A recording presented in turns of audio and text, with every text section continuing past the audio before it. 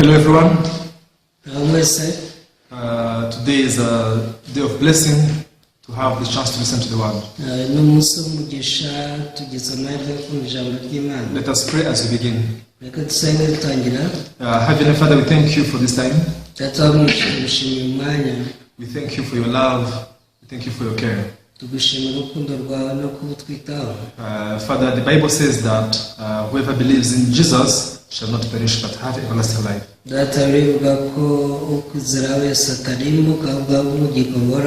Through this evening fellowship, you want to lead us to the true faith to believe in Jesus.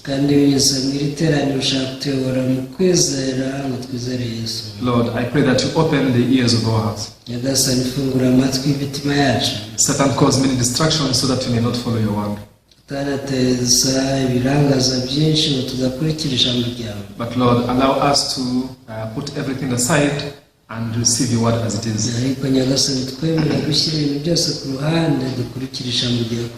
Father, I believe that when we get faith, we shall overcome any kind of problem and any kind of trouble.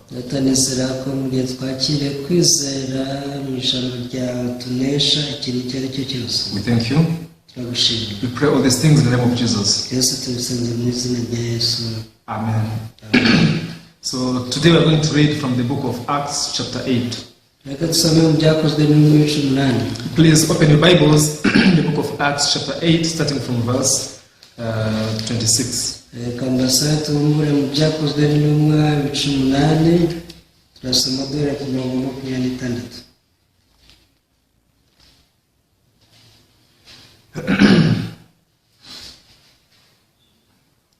Now an angel of the Lord spoke to Philip, saying, "Arise and go toward the south along the road which goes down to Jerusalem to Gaza. This is a desert."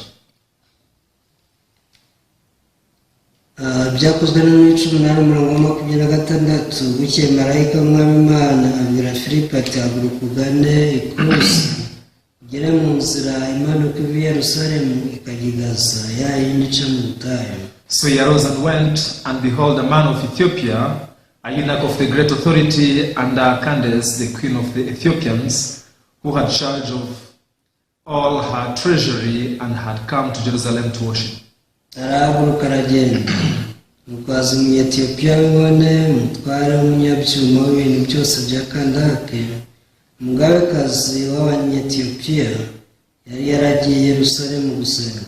Who was returning and sitting in his chariot, he was reading Isaiah the prophet.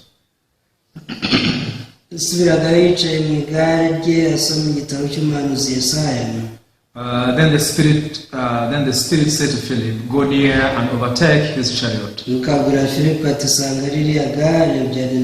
So Philip ran to him and heard him reading the prophet Isaiah and said, "Do you understand what you are reading?"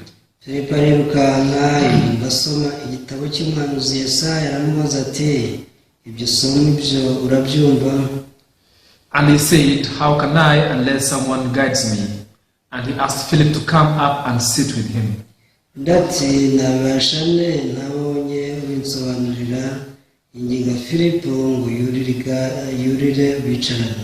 The place in the scripture which he read was this: "He was led as a sheep to the slaughter, and as a lamb before its shearer is silent." So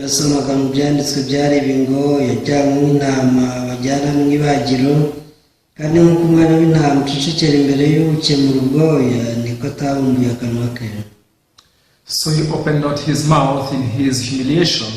His justice was taken away, and who will declare his generation? For his life is taken away from the earth.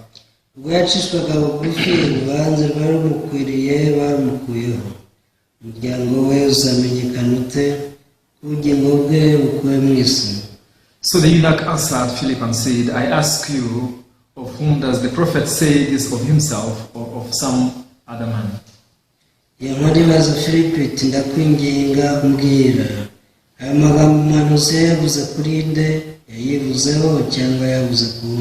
Then Philip opened his mouth and beginning at the scripture preached Jesus to him.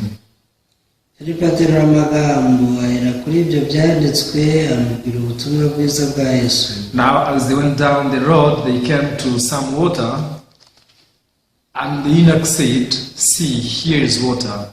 What hinders me from being baptized? bakigenda mu nzira bagera ku mazi amanira amazi ati dore amazi kimbuza kubatizwa n'iki.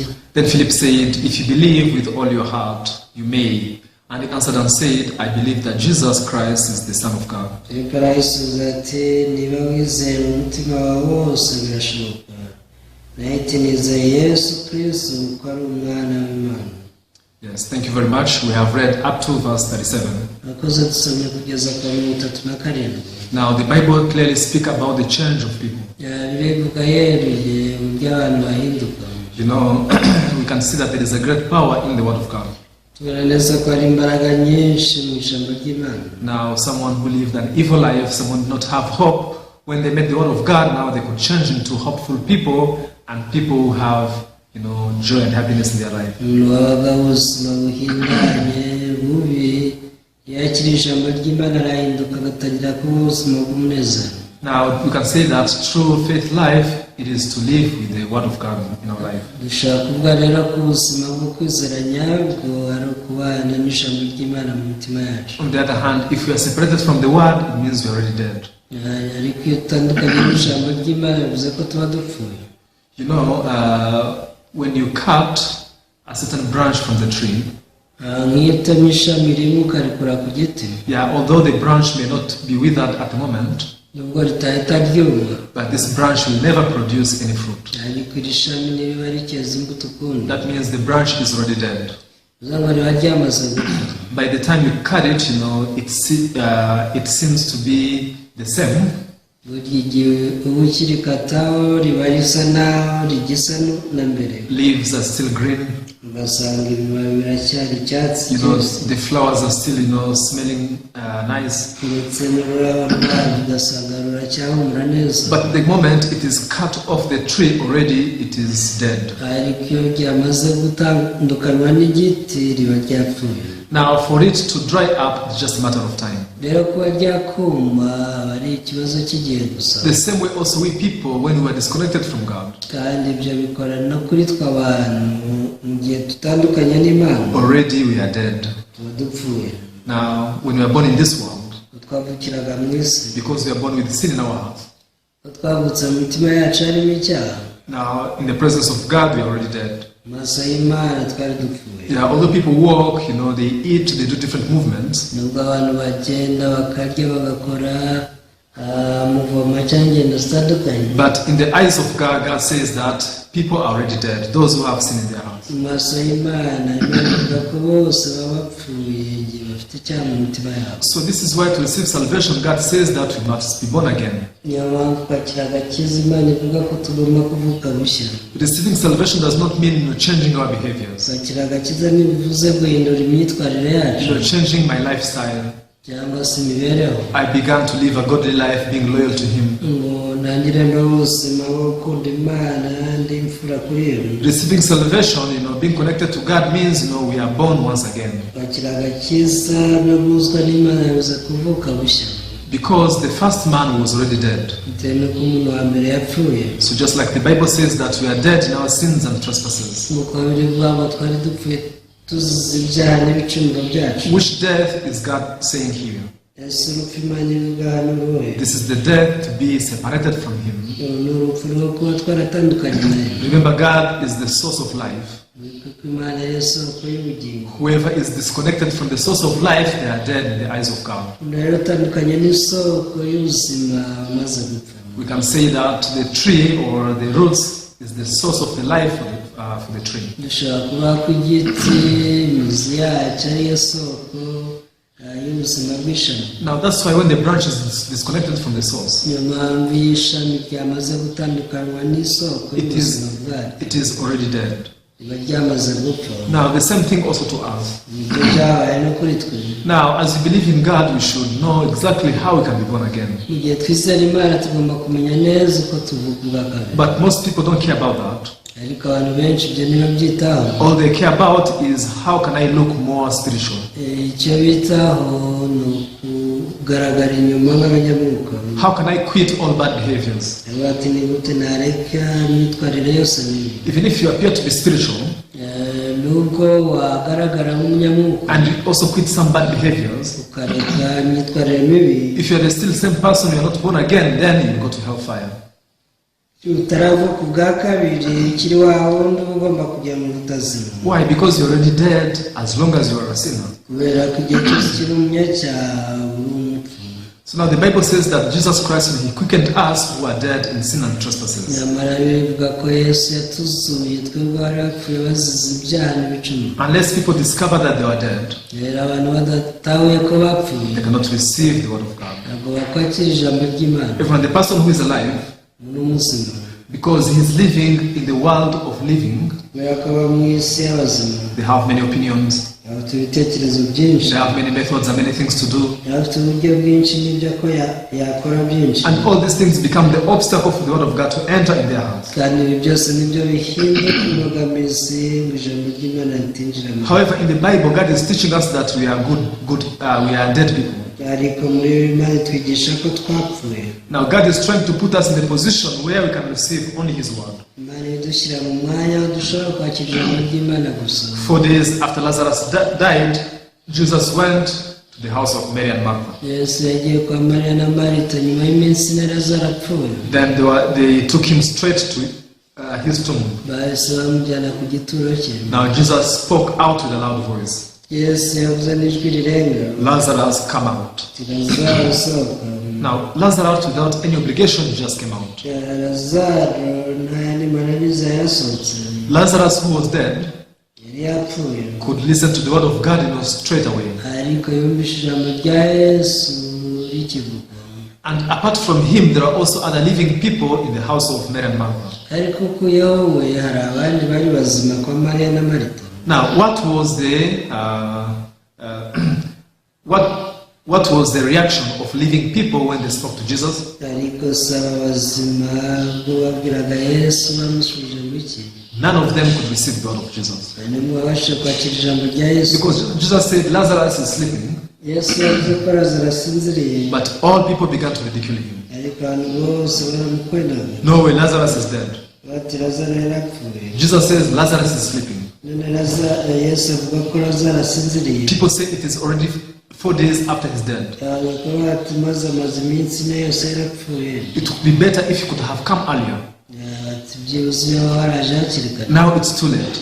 warakererewe. Now you can see those who are living in the world of living people, ababa mu isi y'abazima they could not receive the word of Jesus ntabwo bakira ijambo rya Yesu, because they were filled with their eyes, their methods, they experienced so many things. babuze amaso yabo n'uburyo bwabo n'amayeri yabo yo gukora ibintu. The only person who could receive the word of Jesus as it is, rero umuntu ushobora kwakira Yesu nk'uko ari, it was only Lazarus who was dead.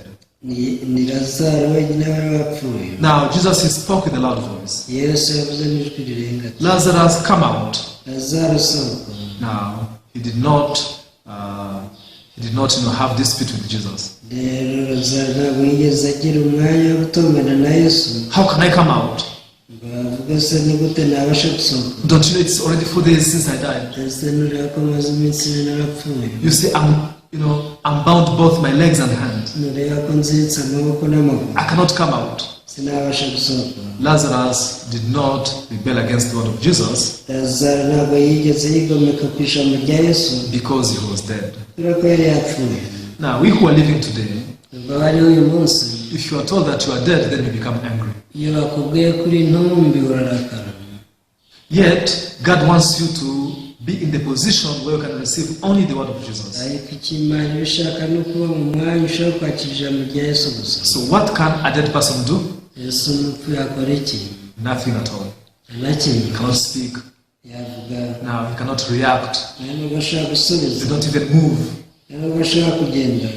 Now, God wants you to be in that position rero Imana ishaka kuba mu mwanya nk'uwo so that when Jesus comes to you, kugira ngo igihe Yesu aje gusanga, then you can receive him, you can receive his word immediately. uhite wakira ijambo rye neza.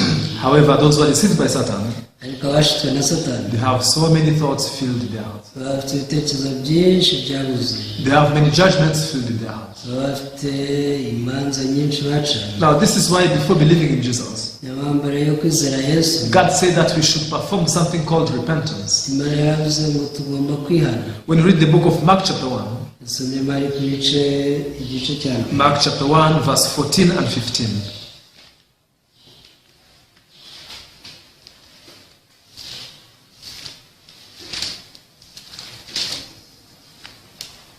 If you are there, will you read?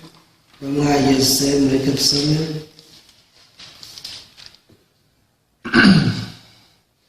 Now, after John was put in prison, Jesus came to Galilee preaching the gospel of the kingdom of God. Igice cya mbere umurongo wa 14, nuko bamaze kubohesha Yohana, Yesu ajya i Galilaya avuga ubutumwa bwiza bw'Imana ati, And saying, the time is fulfilled and the kingdom of God is at hand. Repent and believe in the gospel. igihe kirasohoye ubwami bw'Imana buri hafi, nuko mwihane mwemere ubutumwa bwiza. Now, Jesus said, repent and believe in the gospel. Yesu yavuze ati mwihane mwemere ubutumwa bwiza. Before believing in the gospel, Mbere yo kwizera ubutumwa bwiza we are asked to repent. dusabwa kwihana. Have you done that? Ese waba warabikoze? Even though that's the word of Jesus, Nubwira n'ijambo rya Yesu, repent and believe in the gospel. mwihane mwizere ubutumwa bwiza. What people do is, they think they believe in the gospel and they should repent afterwards continuously. Icyo abantu batekereza ni uko bizeye ubutumwa bwiza ariko ngo bazajya bahora bihana. Which means that the repentance they imagine is different from what Jesus is saying. Bivuze ngo kwihana bitekereza gutandukanye n'uko Yesu yavuze. Now, Jesus who said, repent and believe in the gospel. Yesu yavuze ngo wihane ubone kwizera ubutumwa bwiza. Because the gospel is believed in our hearts. Mu gihe ubutumwa bwiza bwizewe mu mitima yacu. That means repentance means emptying our hearts. Bivuze ko kwihana ari ukuvidura imitima yacu. Let's repeat once more. Tubisubiremo. Jesus who said, repent and believe in the gospel. Yesu yaravuze ngo mwihane mwemere ubutumwa bwiza. And because the gospel is believed in our hearts, kubera ko ubutumwa bwiza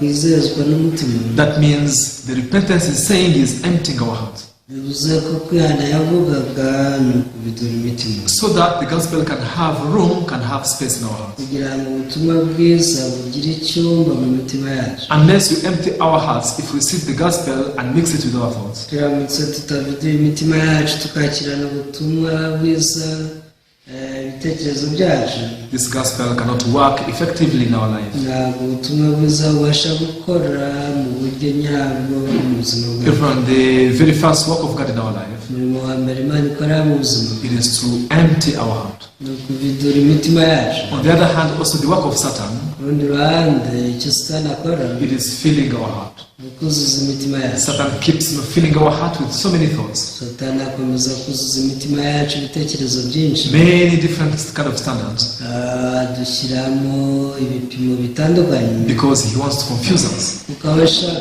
kuduteza urujijo. Now, how blessed are you if you're able to discover the secret? ese uri umunyamugisha bingana iki n'imbiri ibanga wararitaha. Even many Jews also, they fell into the trap of Satan. Abayuda benshi nabo baguye mu mutego wa Satani. Satan filled their heart with so many things, Satani yarushije imitima yabo ibintu byinshi, and that became an obstacle for them to receive the word of Jesus as it is. ibi byahindutse imbogamizi babuza kwakira ijambo rya Yesu bikorera. Now, all of their life they were judging Jesus. ubuzima bwabo bwose baciraga urubanza Yesu. They were having disputes with him. bari bafite impaka nawe. They were having quarrels and rejecting his word. bajya batongana bakanga ijambo rye. Who did that work? ninde wakoraga ibyo? That is the devil who did that work. uyu ni umwanzi wakoraga ibyo. And now because of that, God is speaking unto us. kubera iyo mpamvu Imana iravugana natwe. Hey, because of sin, you are separated from God. kubera icyaha atandukanyijwe n'Imana. That means you are already dead. bivuze ko wamaze gupfa. Usually death means separation. urupfu bivuga gutandukana. When people die physically, abantu bapfuye mu buryo bufatika. that means their spirit is separated from their bodies. bivuze ko roho yabo itandukanye n'imibiri. However, the death that God is speaking here ariko urupfu rwo Imana ivuga hano is the separation between our spirit and God. ni igihe umuntu yatandukanye n'Imana, umwuka agatandukana n'Imana. So we were left God, when we had sin in our heart. nubwo twagiraga icyaha mu mitima yacu twari twamaze gutandukana n'Imana. In other words, God wants to put us in the position to realize that we are dead, mu yandi magambo Imana ishaka kudushyira mu mwanya aho dutahura ko twapfuye, so that we can be able to receive the word of Jesus as it is. kugira ngo twakire ijambo rya Yesu ko riri. Otherwise, we can only reject it. Iyo bitagenze gutyo turaryamagana gusa. We can only deny Jesus and have, the dispute with him. Usanga dutongana na Yesu tukamwamagana. We have to know that Satan is also a spiritual being, Tugomba kumenya ko Satani nawe ari ikinyamwuka, and he knows many things in the word of God. kandi azi ibintu byinshi byo mu ijambo ry'Imana. For him to cheat us and deceive us is very easy. Niyo mpamvu kudushuka ari ibintu bimworohera. I don't know if I can call it a professional conman. Ubundi abatekamutwe babigize umwuga, The very smart one babandi b'abahanga cyane, is the one who will con you and you will never realize it. ni babandi bagutekera umutwe n'upfa ubimenya. Let's say I'm a con man and I try to con you, Reka twibaze ko ndi umutekamutwe nkagerageza kugutekera umutwe, but immediately you find out all my tricks. ariko amayeri yose nakuzanaga ugahita uyatahura. That means I'm a very bad con man, Icyo gihe bivuze ko mba ndi umutekamutwe mubi, unskilled one. rwose udafite uburambe cyangwa se ubuhanga. However, a very skillful con man, ariko umutekamutwe ufite ubuhanga muri byo, once they con you, you will never realize it. iyo agutekeye umutwe ntabwo ubitahura. That is the exact same as Satan. Ibyo rero nibyo Satani akora. Satan has deceived so many people, but they don't discover that. Satani ashuka abantu benshi ariko ntibajya babitahura. They think we are believing in God well, Batekereza ko bizera Imana neza, even we are serving God well, kandi ko bayikorera neza, but they have no sense to discover the deceit of Satan at all. ariko nta byiyumviro baba bafite byo gutahura imitego ya Satani. To them, when they preach the gospel, Iyo abantu bene abo babwirisha ubutumwa bwiza, they think, no, I know everything. batekereza ko ibyo babwira byose babizi. Even I have received salvation. Bati njyewe nakiriye agakiza, Although it's not the salvation according to the Bible, nubwo atari agakiza gashingiye kuri Bibiliya, but the deceits of the devil make them reject the true salvation of God. ariko imitego ya Satani ituma banga agakiza nyako k'Imana. So who are we before God? Ese turi bande imbere y'Imana? Please never think that you are a great person.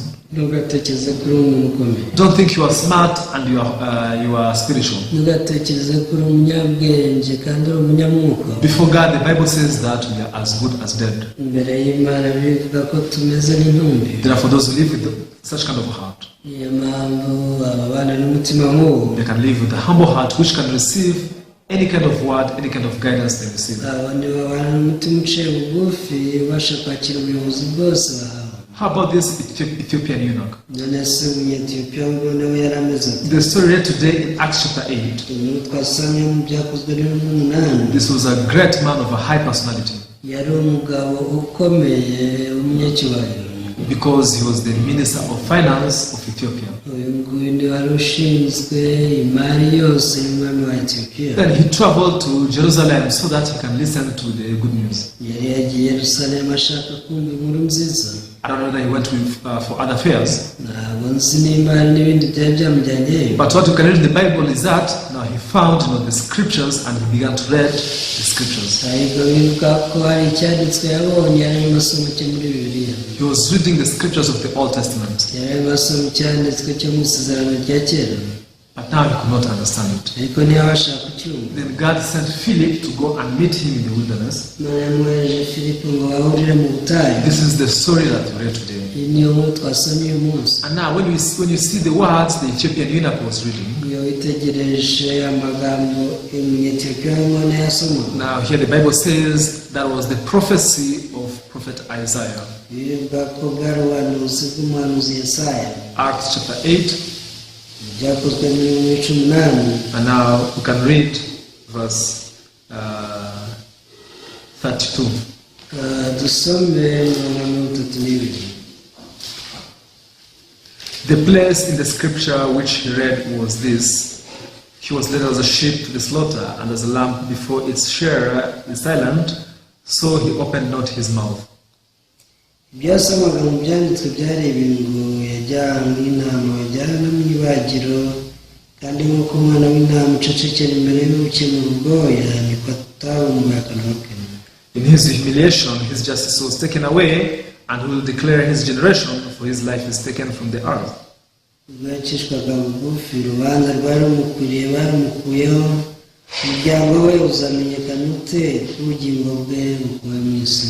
Even though he was reading this, but he couldn't understand. ubwo yasomaga ibi ntiyashobora kubyumva. Remember, this was not just a simple or regular person. mwibuke ko yatari umuntu woroheje. For you to have such a position, you should be well educated.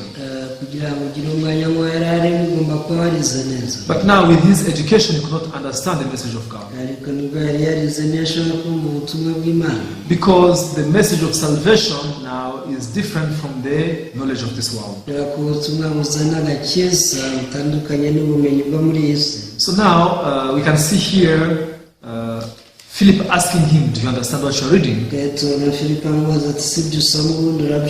he said, how can I unless someone explains me, someone guides me? Which means by myself I cannot catch anything. My spiritual senses are dead.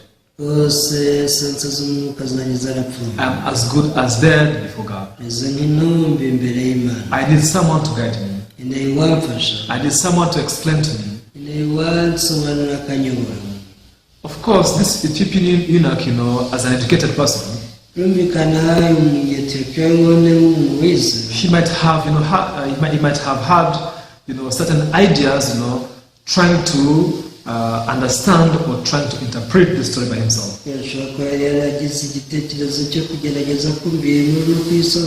However, I could not make it until he met Philip, the servant of God. Then, when you read verse 34, verse 34 says, so the eunuch answered Philip and said, I ask you, of whom does the prophet say, this of himself or of some other man? ibaza Filipo iti ndakwinginga mbwira ayo magambo umuhanuzi yayavuze kuri nde, yayivuzeho cyangwa yavuze ku wundi? Please, I ask of you, ndakwinginze mbwira, explain me. Umusobanurire. Now you can see his heart was very low. Yes, he's a great man, well-educated person. But in front of the word of God, now he was not standing as a great person. Now he was standing as someone who needs the help. I don't know anything. I can discover this story by myself. I ask of you, please help me. If all people would stand before the word of God with this posture, everyone can receive the word of God as it is. And great works of God also can happen in their life. But Satan cheats us to stand in front of God, as people who are mighty. For this reason, God said that you are dead. Then those who believe they are dead, they can do nothing but only to listen to the word of Jesus. The Ethiopian eunuch opened his heart widely to Philip.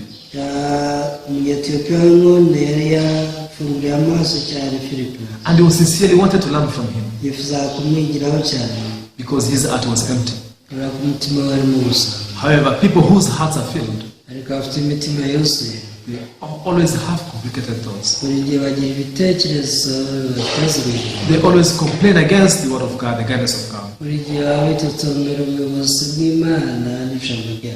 To such kind of people, they can never experience the work of God. Although God sent them his servants to them, but now they cannot listen anything from him. Now we can see here Philip began to preach the gospel from that time. 35. Then Philip opened his mouth and beginning at the scriptures, preaching Jesus to him.